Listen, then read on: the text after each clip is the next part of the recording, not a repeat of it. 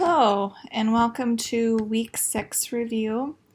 So, deviance is often a topic that people are interested in. We want to know, why do people make the choices that they do? What contributes to a desire to break a rule or a law? Do things like jails, prison, death penalty deter crime? Do prisons rehab people? What is appropriate punishment? If this is a topic that you're interested in, I suggest that when you get to college, there often are courses on deviance, criminology, things of that sort. So we're all deviants in our own way, and there is a spectrum of what we consider to be normal. And normal is defined by society. You know, what is normal here in Houghton, Michigan may not be what is considered normal in Alabama or California or New York or Maine. And as we look back through history, we can see examples of how what was considered right or wrong was decided by the people. So let's take, for example, the Puritans who came over from England.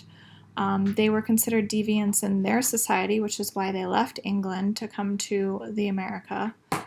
When they came here, they were all the same. So they all had the same background, same religion, and we know through history that societies have to create deviance in some manner. So there's some school of thought, there are a couple of different theories about why the Salem witch trials happened, but one school of thought, and I believe it may have been mentioned in your book by Emile Durkheim, is that they had to create some form of deviance, and creating witches was their form of deviance.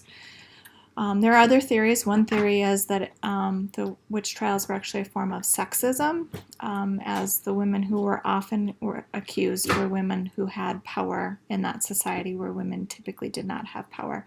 So women who were widows, who inherited from their husbands, and midwives were some of the first groups that were accused of being witches. It's difficult to determine if someone's a deviant just by looking at them, yet we make first judgments all the time without getting to know someone more.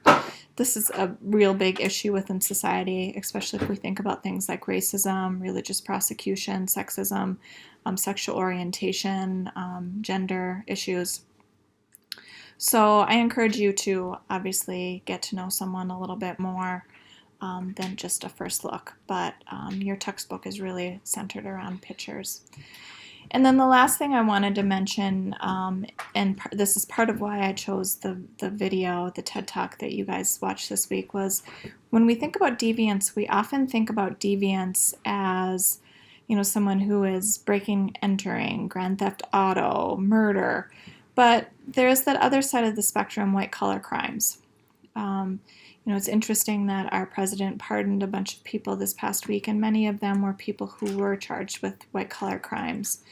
So if you're interested in this, you may want to look up something like the Ford Pinto. The Ford Pinto had a history where they knew that people were going to die, and Ford still chose to manufacture that car, and they decided that they would take the risk that they would pay out less in lawsuits related to death benefits than it would cost them to remake the car in a safer way.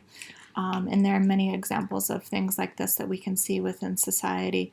So again, I want you to think a little bit about white-collar deviance as well as what we would kind of classically define as deviance.